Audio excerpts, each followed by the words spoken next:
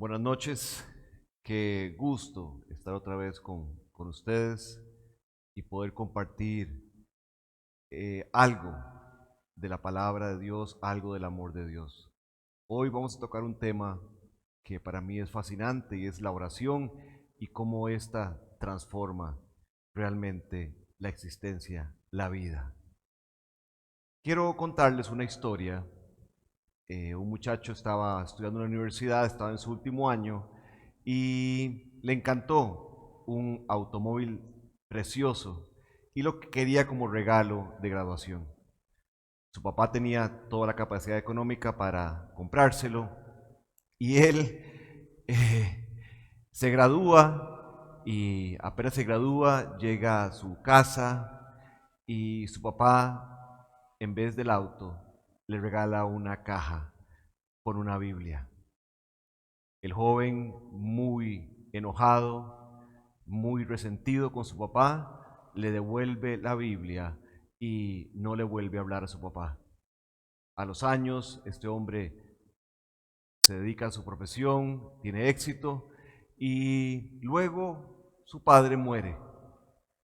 Lo llaman porque su padre le dejó todo a él y cuando él fue a su oficina se encontró con aquella Biblia que su papá le había regalado. La abre la caja, saca la Biblia y cuando saca la Biblia de la caja se cae una llave de un auto y una tarjeta que decía está completamente pagado. ¿Cómo nos perdemos de los regalos que Dios tiene para nosotros cuando no apreciamos lo que Dios nos trae? Nos perdemos de grandes bendiciones porque no entendemos las respuestas de Dios a nuestra vida. Así es que la oración es una conversación que nos conduce a un encuentro con Dios y la oración transformará nuestra vida. La oración nos lleva a enamorarnos de la voluntad de Dios. Nos convencerá de que su voluntad es lo mejor para nosotros. Nuestras reacciones emocionales están directamente relacionadas, ¿oyeron? Directamente relacionadas con nuestra percepción de la realidad. Depende de cómo yo vea la realidad de esta vida, así van a ser mis reacciones. Nuestra percepción de esto depende completamente de cuál es mi pensar y cuál es mi filosofía de vida, qué es lo que yo creo. El conocimiento que tengo o no de Dios define definitivamente cómo yo percibo la realidad. Por ejemplo, una persona que se cierra al conocimiento de Dios, vean lo que la Biblia dice en el libro de Efesios, capítulo 4, dice, con la autoridad del Señor digo lo siguiente, ya no vivan como los que no conocen a Dios. Los que no conocen a Dios tienen esta característica, dice, porque ellos están irremediablemente confundidos. Tienen la mente llena de oscuridad, vagan lejos de la vida que Dios ofrece porque cerraron la mente y endurecieron el corazón hacia Dios. Esto es Efesios 4, 17 al 18. Un versículo que me ayuda muchísimo a explicar el versículo que acabo de dar es uno que está en Romanos capítulo 1, versículo 21. Dice, es cierto, ellos conocieron a Dios, pero no quisieron adorarlo como Dios, ni le dieron gracias. En cambio, comenzaron a inventar ideas necias sobre Dios y como resultado, la mente les quedó en oscuridad y confusión. Eso nos dice la Biblia. Los hombres empiezan por cerrar el corazón a Dios, que ellos saben que existe, lo tienen muy claro, pero le cierran el corazón y no le dan gracias. Por lo tanto, se endurecen. Y ahí no hay nada, no existe nada que endurezca más el corazón que la falta de agradecimiento. Caminan lejos de la vida de Dios, empiezan a caminar como piensan, lejos de lo que Dios piensa, muy lejos. muy lejos de la realidad de Dios, su mente entonces se oscurece y comienzan a inventar y suponer qué es lo mejor para ellos. Empezamos a inventar ideas, filosofías, empezamos a razonar y empezamos a cometer errores. Terminamos completamente confundidos, viviendo en una irrealidad total. Quiero decirles que una vez me topé una persona en el supermercado y le hablé de Jesucristo, de la Biblia, y él me dijo esta frase: yo no leo la Biblia porque yo no leo la Biblia porque no me quiero salir de la realidad. Pensamos que al leer la Biblia yo me voy a salir de la realidad, cuando es al contrario. Cuando tú vives lejos de la palabra de Dios, estás viviendo en una irrealidad. La gente vive lejos de la realidad que Dios ofrece, que Dios planeó, y en la realidad que ellos han creado, producto de sus propios pensamientos, de sus propias ideas. Y por eso el mundo sin Cristo vive lleno de temor, llenos de impotencia y de una baja autoestima. Es una realidad que destruye, nos destruye a nosotros, y entre nosotros también nos destruimos con tal de salir adelante, con tal de sobrevivir. La realidad que vive el mundo es algo muy, pero muy triste. En cambio, la persona que le cree a Dios, la Biblia dice que vive así como el rey David decía en el Salmo 27: el Señor es mi luz y mi salvación. Entonces, ¿por qué? David se pregunta: ¿por qué habría de temer? No tengo razón para temer. El Señor es mi fortaleza y me protege del peligro. Entonces, ¿por qué habría de temblar? ¿Por qué de atemorizarme? Aunque un ejército poderoso me rodee, mi corazón no temerá.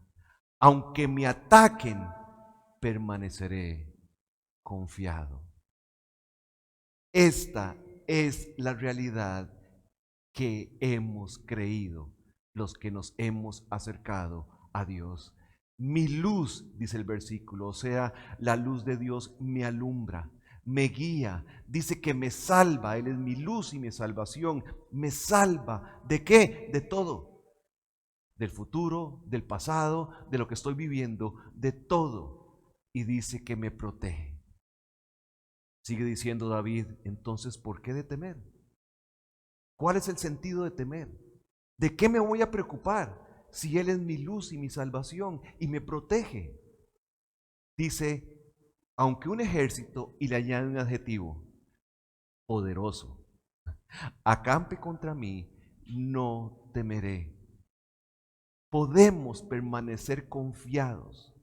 ¿Y saben por qué David vivía completamente confiado? Porque tenía una convicción: lo que Dios tenía para él, nadie se lo podía quitar. Nadie. Por eso yo en mi vida he vivido confiado también. A veces me he encontrado con cosas que duraron años para venir, pero había una convicción en mi corazón: lo que Dios tiene para mí, nadie, nadie me lo puede quitar. Absolutamente nadie. Por eso he podido reposar de una manera preciosa. Hasta esperé 25 años para ser pastor, porque yo sabía que Dios me iba a dar eso y nadie me lo podía quitar. Por eso puedo vivir de esta manera.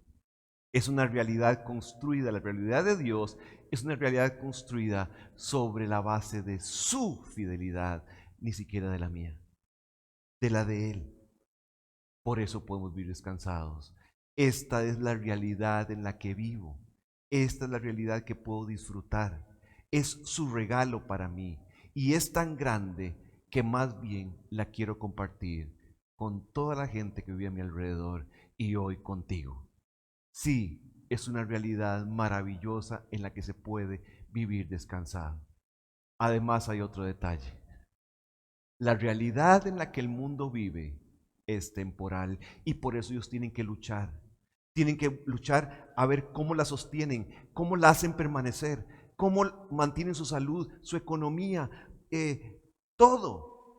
Viven luchando y viven un completo estrés porque en el fondo de su corazón saben que eso que están viviendo es completamente temporal. Por eso hay tanto estrés y tanta preocupación. Pero nosotros, los que hemos confiado en Dios, sabemos que la realidad de nuestra vida, lo que estamos viviendo, es eterno. Todo lo que Dios quiere es eterno y Él lo cuida. Él lo cuida. Y por eso puedo vivir en completo descanso, sin estrés. Así es que, entendiendo esto, David se une con nosotros y nos enseña algo maravilloso. Dice, Dios, solo te quiero pedir una cosa, solo una. No me permitas que yo me salga del lugar donde encuentro todo esto que me has dado. Y por eso en el Salmo 27:4, él dice lo siguiente: lo único que le pido al Señor, lo que más anhelo, es vivir en la casa del Señor todos los días de mi vida, deleitándome en la perfección del Señor, meditando dentro de su templo. Él sabe que el tiempo de oración es lo que le permite vivir en la realidad que Dios creó para él. La oración había transformado su vida completamente. Las grandes cosas que Dios tiene para nosotros no son experimentadas por muchos, sencillamente porque no invierten tiempo en la oración. Oigan lo que dice Isaías 26, 1 al 3.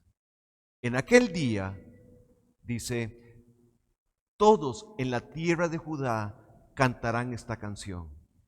Nuestra ciudad es fuerte, estamos rodeados por las murallas de salvación de Dios. Isaías nos dice que la confianza de ellos, Isaías nos dice que el reposo de ellos no estaba en las murallas de piedra, no estaba en el ejército de Israel, no estaba en las tácticas de defensa. Isaías dice que la confianza estaba y ellos podían vivir reposados porque las murallas de Dios los rodeaban. Y por eso termina diciendo, tú guardarás en perfecta paz a todos los que confían en ti, a todos los que concentran en ti sus pensamientos. Qué promesa, qué enseñanza. No es lo que yo veo lo que me cuida.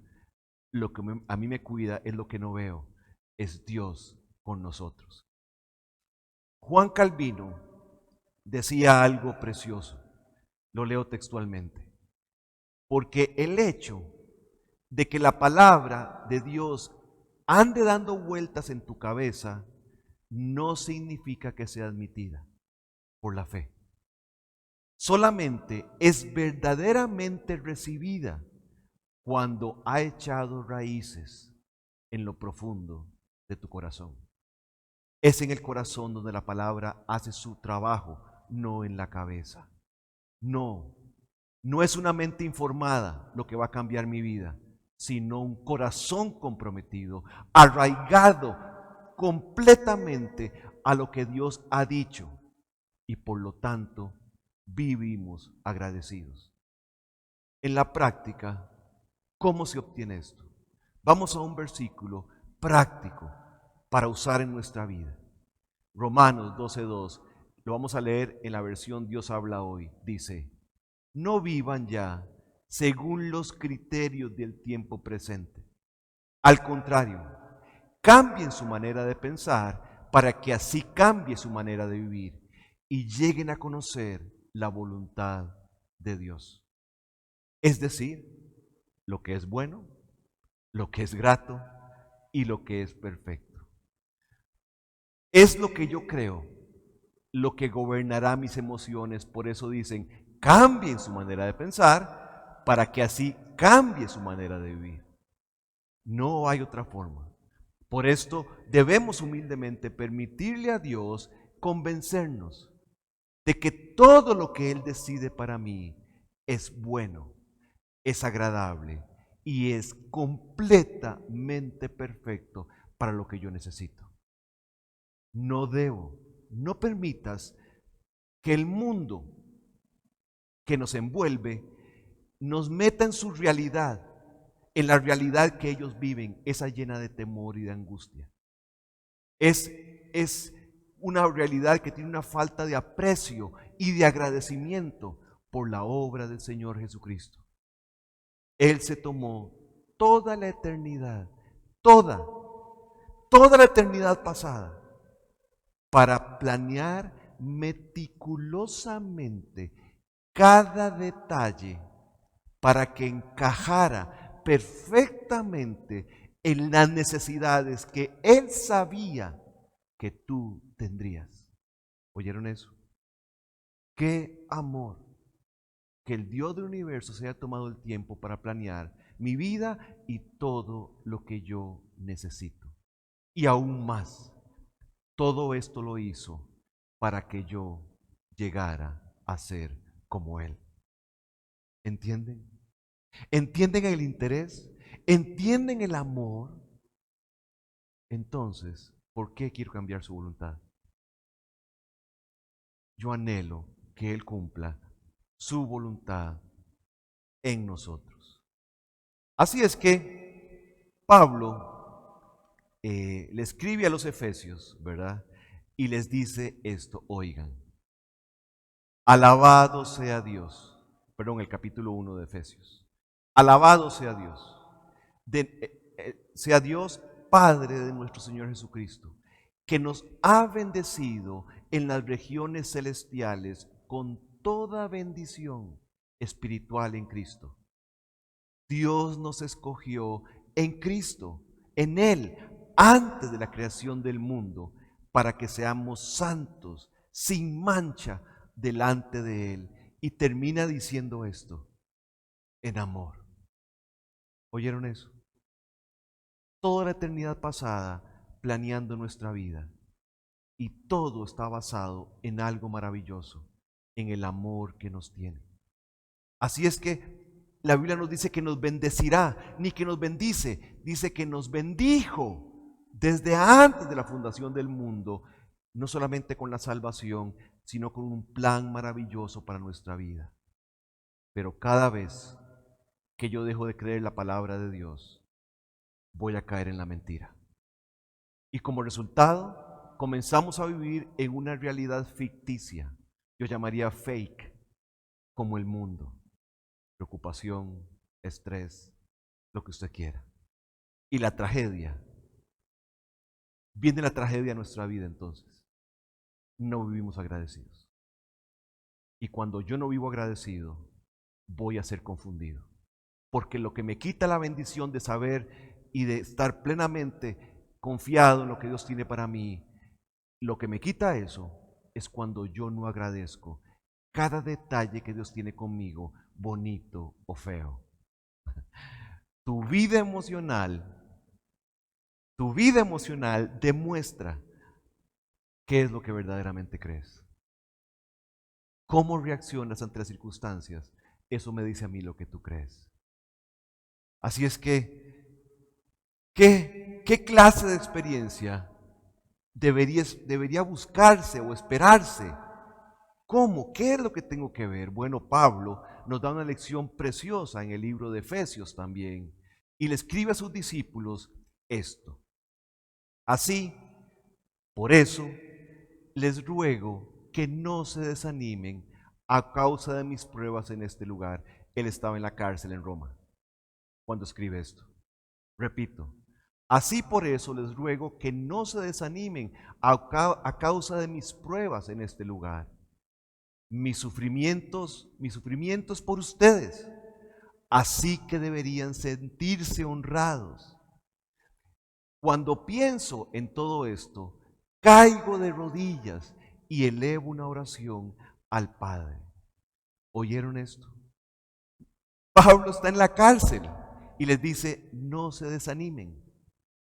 a causa de mis pruebas en este lugar. Dice, ni por mi sufrimiento, porque mi sufrimiento tiene un sentido maravilloso. Mi sufrimiento es por ustedes. Así es que deben sentirse honrados. Estoy sufriendo por causa del Evangelio. Estoy sufriendo por haberles hablado de Cristo. Es un honor para mí, dice Pablo.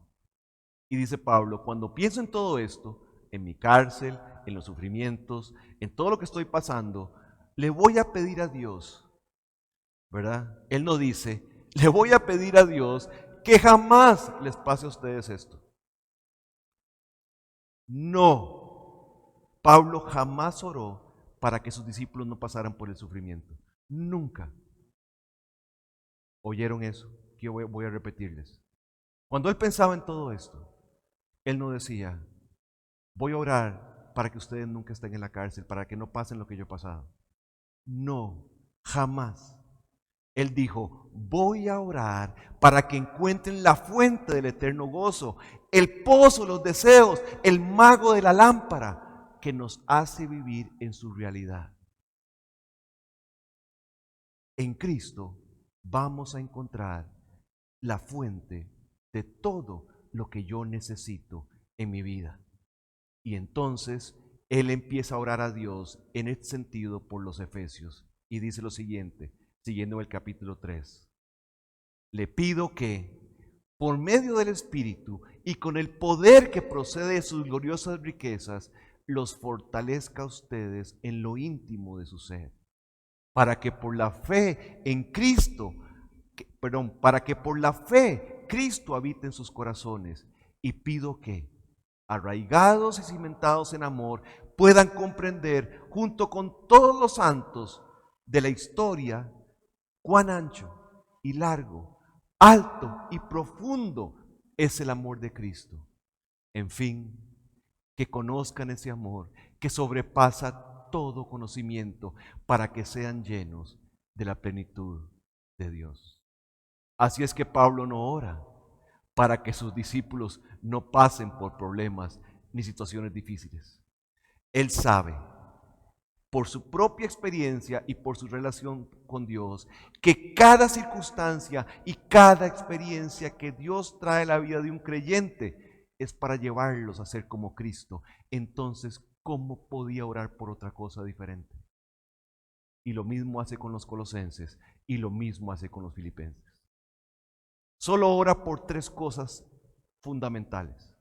Número 1, para que habite Cristo por la fe en sus corazones. Número 2, para que conozcan la dimensión del amor de Dios. Y la número 3, para que sean llenos de toda la plenitud de Dios. ¡Wow! Esto es demasiado. Es demasiado. ¿Qué oración? ¿Cómo anhelo que alguien orara por mí así? No que me quite los problemas, ni que me solucione las circunstancias. Que yo pueda conocer el amor de Dios. Pero en cierta forma te quiero hacer una pregunta. Le está escribiendo a los santos de Éfeso, a los cristianos. Eran cristianos. Y les dice esto, que habite Cristo por la fe en sus corazones a un cristiano. Sí, se lo dice a un cristiano. Una cosa es tener a Cristo en el corazón y otra muy diferente es que Cristo llene completamente mi corazón. Son dos cosas muy diferentes. Una cosa es conocer el amor de Cristo y otra cosa es dimensionar, conocer la dimensión alto, ancho, profundo, largo del amor de Cristo. Son dos cosas muy diferentes. Todo esto que estamos hablando, al fin y al cabo, es un asunto de dimensión, un asunto de tamaño. ¿Qué tamaño tiene Cristo para ti? ¿Qué tamaño tiene el amor de Dios para ti? ¿Qué tamaño tiene la salvación de Dios para ti? Les quiero decir algo, si el corazón no echa raíces en estas verdades, no puede existir un conocimiento, un entendimiento de la dimensión del amor de Dios. Y por eso Pablo en otro capítulo, el capítulo 1, a los mismos efesios les dice esto: pido también que les sean iluminados los ojos del corazón, para que, no los ojos de la mente, los ojos del corazón, para que sepan a qué esperanza Él los ha llamado y cuál es la riqueza de su gloriosa herencia entre los santos. Así es que Pablo ora para que el Espíritu Santo iluminara los ojos del centro de sus emociones y lograran dimensionar las riquezas que tenían por Cristo. Aquí es como una persona que de pronto recibe una carta que ha recibido una herencia.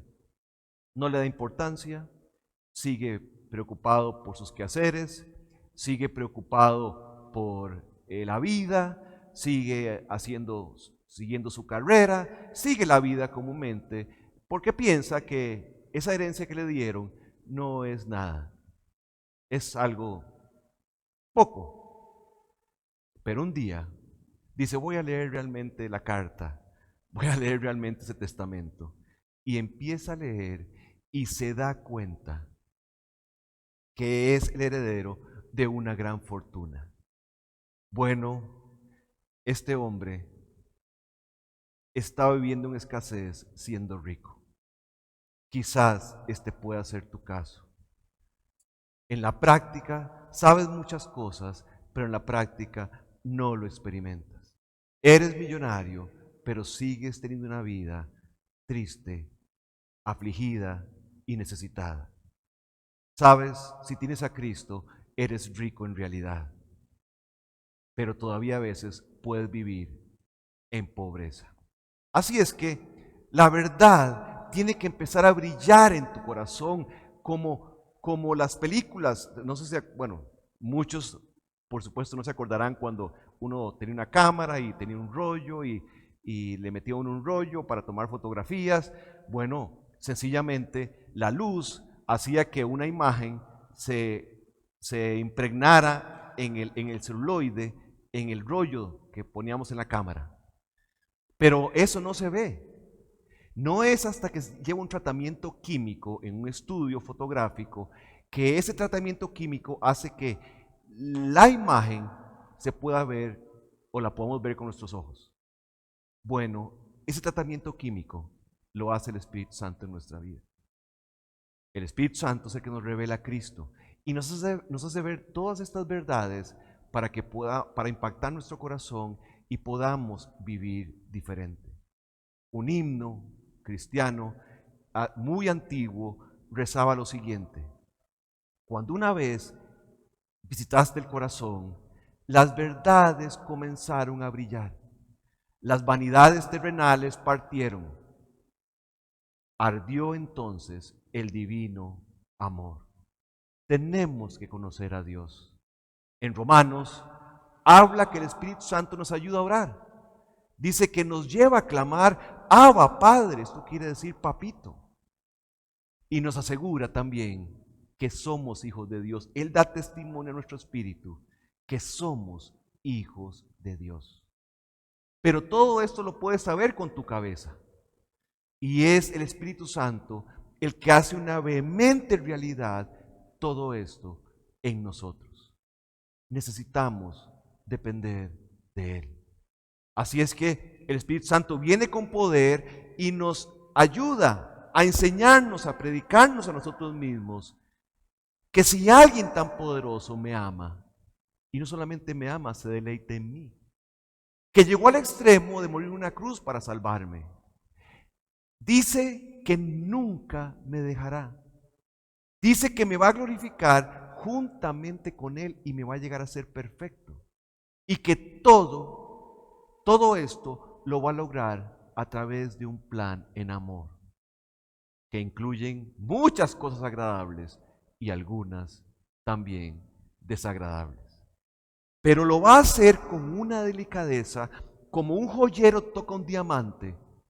¿Sabías que eres un diamante? ¿Lo sabías? Para Dios eres un diamante, demasiado precioso. Y Él, como un joyero, con toda la delicadeza del mundo, empieza a cortar cada faceta del diamante, de tal manera que el diamante pueda irradiar luz. De la misma forma, Dios en su plan lo único que quiere es ir cortando cada faceta de tu vida que no te deja ser feliz. Cada faceta que no puede irradiar la realidad de Cristo, hasta que llegamos a ser no un diamante en bruto, sino un diamante tremendamente valioso que irradia a Cristo en todo lo que hace. Te hago una pregunta. Si crees esto, ¿por qué quieres cambiar el plan de Dios? ¿Por qué cuando Dios trae algo difícil te enojas? Recíbelo como señal del amor que Dios tiene por ti. Así es que debemos luchar en oración, luchar en ese tiempo hasta que Dios se revele a nosotros e impresione nuestra vida. Quiero decirte algo, estamos en un tiempo de revelación. Dios se revela a nosotros a través de su palabra. Y Él quiere revelarse a tu vida ahí, a solas contigo. Quiere revelarte todo lo que es Él para ti a través de la oración y el estudio y la meditación de la palabra de Dios. ¿Se acuerdan la historia de Jacob? Cómo él luchó con aquel ángel y le dijo, no te dejaré hasta que me bendigas. Para eso es la oración. Para ir a estar con Dios y decirle, aquí estoy, hasta que te reveles a mi corazón y me conquistes con tu amor y tu poder. Esta es la obra del Espíritu Santo en nuestra oración. Llevarnos y traernos revelación de todo lo que Dios tiene para nosotros. Pablo, al pedir que pensemos en la longitud, en la altura, la anchura y la profundidad del amor de Cristo, nos está invitando a invertir tiempo en oración. Vamos a ver el ancho. Vamos a dedicar unos minutos a hablar de estos 4 términos. Número 1, el ancho. Hay un versículo que dice, venid luego, dice Jehová, y estemos a cuenta. Si vuestros pecados fueren como la grana, como la nieve serán emblanquecidos. Si fueren rojos como el carmesí, vendrán a ser como blanca lana. El amor de Dios, mi amor, dice Dios, es lo suficientemente ancho para cubrir todos los pecados, no importa si son horribles, pequeños, grotescos, feos, grandes, como los quieras llamar. No importa el tamaño del pecado, el amor de Dios es suficientemente ancho. No importa si son sucios como la grana o si son rojos como el carmesí. Su amor es tan ancho que los va a hacer como blanca lana. Y esto lo hizo posible la cruz de Jesucristo. Luego nos dice el largo del amor de Dios. ¿Cuánto va a durar? ¿Cuánta longitud tiene? ¿Sabes? Como leíamos antes de haber hecho el mundo, dice, Dios nos amó y nos eligió en Cristo para que seamos santos e intachables a sus ojos, nos acercó a sí mismo por medio de Jesucristo. Dice que ese amor, el amor por ti y el amor por mí, comenzó antes de la fundación del mundo. Vean la longitud. Y ese amor que empezó antes de la fundación del mundo, dice Juan capítulo 10, y yo les doy vida eterna y no perecerán jamás, ni nadie las puede arrebatar de mi mano. Jamás el amor de Dios empezó antes de la eternidad pasada y terminará después de la eternidad futura. Nunca se acabará. Permanecerá para siempre. Eso es su largo. Lo profundo. Esto es impresionante. Por Cristo conocimos el verdadero amor de Dios. Dios no escribe una novela. Esto no es una novela, no es un libro de filosofía. Aquí Él describió cuánto nos ama, pero un día lo hizo realidad al venir a este mundo a hacerse hombre y clavarse en una cruz. Así es que Cristo es toda la expresión del amor de Dios por nosotros. Y dice que era tan profundo, este amor fue tan profundo, que Dios, nada más y nada menos, abandonó a su Hijo en la cruz. Y Jesús dijo, Dios mío, ¿por qué me has desamparado? ¿Por qué me has abandonado? Así es que el amor de Dios es tan profundo que castigó a su Hijo por salvarte a ti. No le hizo fácil las cosas a Jesús en la cruz. No lo ayudó, lo abandonó, porque Él tenía que pagar tu pecado. Eso es lo profundo. Jesús llegó a decir, tengo sed, porque estaba experimentando las llamas del infierno por ti y por mí. Él no intervino, Dios no intervino. Esto Dios lo hizo para que no te quede la menor duda del amor que Él tiene por ti. Esto es lo profundo. Así de profundo es el amor de Dios. Y lo alto es tan alto que nos va a dar su misma gloria. Oigan lo que dice la Biblia en 1 de Juan 4. En esto se ha perfeccionado el amor en nosotros, para que tengamos confianza en el día del juicio. Pues como Él es allá en los cielos, así somos nosotros en este mundo. ¿Escucharon? ¿Puedes pensar en algo más alto que ser como el mismo Jesucristo? ¿Que Dios nos ve como el mismo Jesucristo? ¿Habrá algo más alto que eso? Con todo y lo que fallamos, Él decide vernos como a Cristo. ¿Entiendes? Él te ama. Él te ama y además dice que sus planes para nosotros son más altos, que así como están en los cielos mucho más altos que la tierra, así son sus planes para nosotros. Por eso, todas estas 4 cosas acerca del amor de Dios, Dios busca quebrantarnos y decirnos, te amo, entiende cuánto te amo. Y por eso Él anhela que busquemos su rostro, que lo busquemos a Él en oración. Vean la conversación que tenía David con su propio corazón. Aquí hay 3 personajes en este versículo. Ahí está David, su corazón, y Dios. Dice, mi corazón te ha oído decir, ven, conversa conmigo. Y mi corazón responde, aquí vengo, Señor. Escucharon Salmo 27:8. Lo repito. Mi corazón te ha oído decir, ven, conversa conmigo. Y mi corazón responde, aquí vengo, Señor. ¡Wow! ¡Qué versículo! ¡Qué amor el de Dios! Y qué respuesta la de David. Un hombre completamente,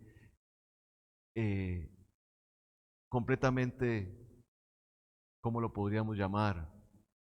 Deshecho por el amor de Dios. La oración es una interacción verdadera, es compartir pensamientos y amor con Dios. ¿Saben? En el Antiguo Testamento nadie podía ver el rostro de Dios. El mismo Moisés quiso ver su rostro. Dice Éxodo 33:20, dice, sin embargo, Dios le contesta, no podrás ver directamente mi rostro, porque nadie puede verme y seguir con vida. Moisés no lo pudo ver, solo su espalda. Pero por Cristo, ahora sí lo podemos ver. ¿Entienden lo maravilloso y el privilegio que tenemos? Dice en Juan 1, dice, entonces la palabra se hizo hombre y vino a vivir entre nosotros. Estaba lleno de amor inagotable y fidelidad, y hemos visto su gloria, la gloria del único Hijo del Padre. En Cristo pudimos ver el rostro de Dios, pudimos ver la gloria de Dios. Él se hizo hombre para hacerse una realidad delante de nosotros. Y por causa de su sacrificio, el velo fue rasgado en el templo y hoy podemos entrar directamente a contemplar su gloria sin necesidad de ningún intermediario. Vean lo que dice 2 Corintios 3:18. Así que todos nosotros, a quienes nos ha sido quitado el velo, podemos ver y reflejar la gloria del Señor. No, dice, el Señor, quien es el Espíritu, nos hace ver más y más parecidos a Él a medida que somos transformados en su gloriosa imagen. Ahora no solamente podemos ver, sino reflejar su gloria. Su gloria no solo sirve para impresionarme, sino también para transformarme y reflejarle al mundo lo que Él hace en mí. En el mismo libro de Corintios, 2 Corintios 4:6, dice lo siguiente: así que todos nosotros, a quienes nos ha sido quitado el velo, podemos ver y reflejar la gloria de Dios, quien es el Espíritu, y nos hace más y más parecidos a Él a medida que somos transformados en su gloriosa imagen. ¡Qué privilegio! ¡Qué maravilloso es esto! Así es que su gloria irá de aumento en aumento en nosotros conforme nos parecemos más a Cristo. Esto no es exclusivo de los cristianos elevados que llaman. Esto es exclusivo para todo aquel que quiera. No es exclusivo para nadie. Buscar la gloria de Dios no es buscar un éxtasis. No tiene nada que ver con eso. Es buscar su amor, que afecte nuestros corazones, que nos sacie con gozo hasta que experimentemos un poder real transformador en nuestra vida. Eso es buscar el rostro de Dios. Significa que comenzamos a amar a Jesús por lo que Él es, no por lo que nos da. Y nos enamoramos de Él.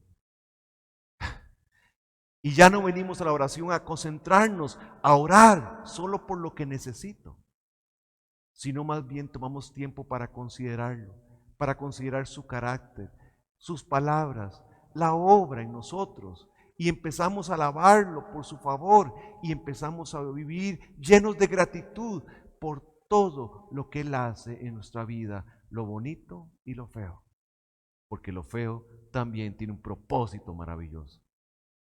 Saben, cuando yo vuelvo a ver atrás mi vida y veo mucho dolor en el pasado, empiezo a entender que todo tenía un propósito maravilloso. Y yo no estaría aquí hoy. Yo no estaría aquí frente a ti si no hubiera sido por todo el dolor por el que pasé, donde Dios trabajó en mi vida y como un diamante fue quitando muchas cosas feas y llenas de orgullo que habían en mi vida. Así es que esto debe llenar nuestro corazón, porque si Jesús no llena mi corazón, algo más lo hará. Y entonces nos convertiremos en esclavos de aquello que hace nuestras cosas. Si queremos ser libres del temor y la ambición, de la codicia, las adicciones, el vacío, el temor, debemos aprender a buscar a Cristo hasta que su gloria atraviese nuestras almas, nuestros corazones y nos impulse a amar su voluntad con todo el corazón. No nos equivoquemos. No es conocimiento. Oigan lo que les voy a decir. No es constancia, no es cumplimiento de deberes, porque esto puede existir sin la gracia de su amor en mi corazón. Puedes tener toda la sana doctrina que quieras, puedes cumplir todos tus deberes éticos y religiosos y no tener la gracia de su amor en el corazón. Es cuando la oración, mi tiempo a solas con Dios y con la palabra de Dios, llena mi vida con la realidad de Dios, lo que sigue es agradecimiento. Es una búsqueda por glorificarlo en todo lo que hago. Su voluntad se vuelve buena, agradable y perfecta. Pero tienes razón, yo quiero decirte que hubo momentos en mi vida en que pensé, esto es horrible. Tuvimos una quiebra económica, perdimos nuestra casa, los autos, todo, y por mi pensamiento pasaban muchas cosas. Muchas cosas. Es más, quiero contarte que en mi casa, teníamos una casa bastante amplia y ahí teníamos reuniones de oración, teníamos reuniones de la Biblia, teníamos una escuela cristiana y Dios nos la quitó. Por supuesto que nacen preguntas, por supuesto que vienen cuestionamientos. Yo entiendo eso, pero su palabra siempre vino con poder y en medio de todas las circunstancias, sus pensamientos dominaron mi corazón y trajeron una profunda paz, porque yo sabía que Él tenía grandes cosas, porque Él lo promete. Siempre es así, siempre. Dios le prometió a Pablo que debería predicar en Roma y pasó por muchos sufrimientos, pero él se mantuvo en paz.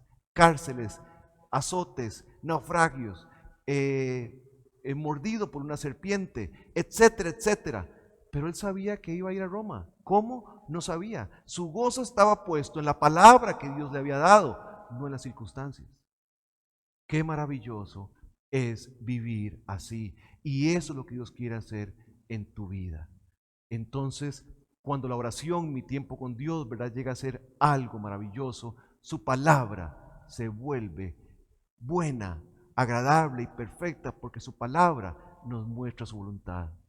Entonces lo llegamos a amar con todo el corazón. Lo queremos servir. Lo llegamos a amar con todo el corazón, con toda nuestra alma, con toda nuestra mente y con todas nuestras fuerzas. Ese es el primer mandamiento y el más importante. Te lo voy a decir en español. Lo empezamos a amar con todos los sentimientos. Sí, con sentimientos. Con toda nuestra voluntad en lo que hacemos. Con todo nuestro ser físico, todas nuestras fuerzas. En fin, lo vamos a amar con todo nuestro ser, con todo lo que hacemos.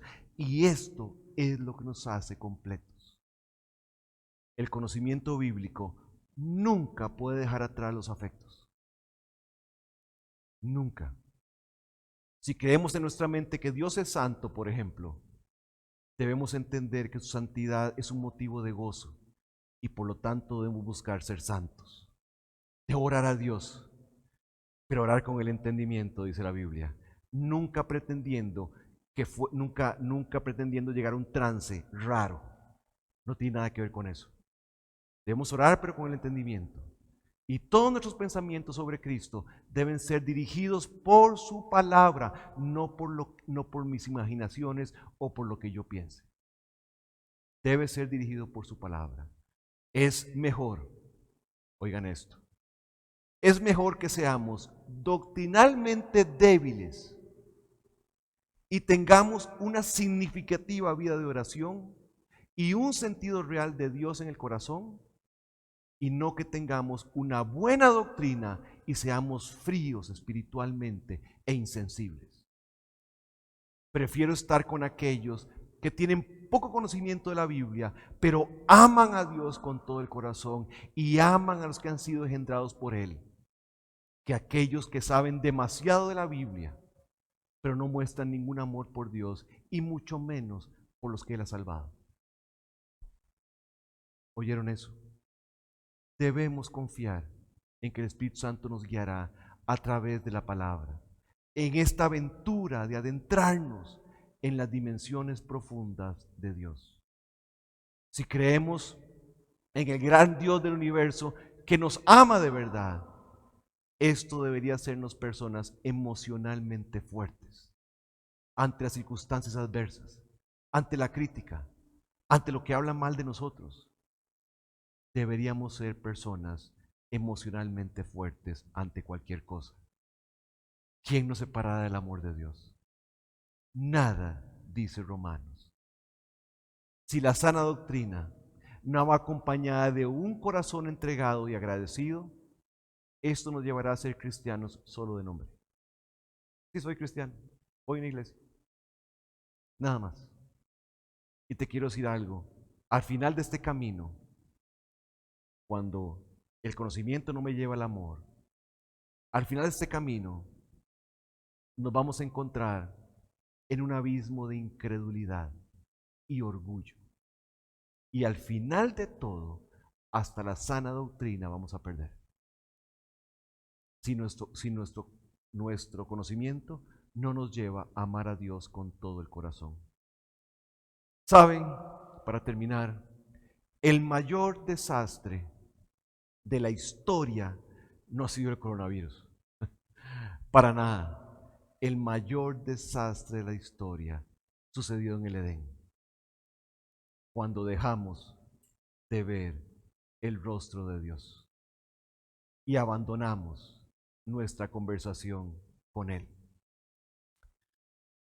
Al haber sido diseñados para vivir en una plena comunicación con Dios, entonces empezamos a caminar completamente vacíos y en la miseria. Y entonces nuestra vida empezó a tomar rumbos muy diferentes a los de Dios. ¿Se acuerdan? Moisés pidió ver el rostro de Dios para estar satisfecho, pero debido a su pecado no lo pudo ver, solo le pudo ver la espalda. Por eso en nuestra vida muchas veces solo vemos atisbos de su obra, nada que satisfaga, nada que traiga sosiego al alma tribulada, en fin, nada real. Todo es una imaginación. Todos nos imaginamos a Dios haciendo y esto y lo otro, pero no vemos nada tangible, no vemos nada real en nuestra vida. Muchas veces todo es pura religión que tampoco satisface. Y por lo tanto, optamos por tratar de cambiarnos y de cambiar las circunstancias hasta llegar al agotamiento. Y vemos que nada de eso trae paz. Te tengo una noticia. Tratar de cambiar nuestra conducta no funciona, porque las mentiras que crearon esa conducta siguen ahí en tu mente y en tu corazón. Repito eso. Tratar de cambiar nuestra conducta no funciona, porque las mentiras que crearon esa conducta por la cual sufrimos todavía están ahí. Tienen que ser cambiadas.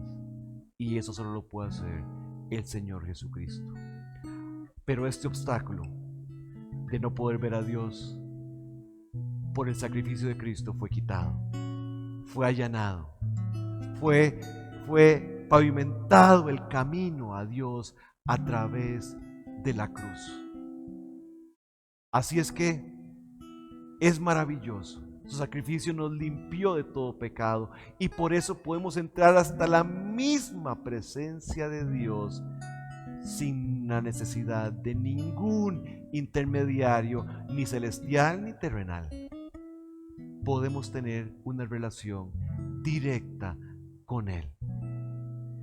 Si hoy, ante este amor y este tremendo interés de Dios por ti, te quebranta, te hace ver la dimensión de su amor por ti. Si esto toca tu corazón y te hace ver la necesidad de un Salvador, no solamente que te salve del infierno, no solamente que te perdone todos los pecados, sino que está resucitado y está vivo y puede transformar tu vida. ¿Qué te parece si hoy, en esta noche, lo reconoces como lo que Él es? El Señor, el Rey de Reyes, el Señor de Señores. Y lo haces el Señor de tu vida.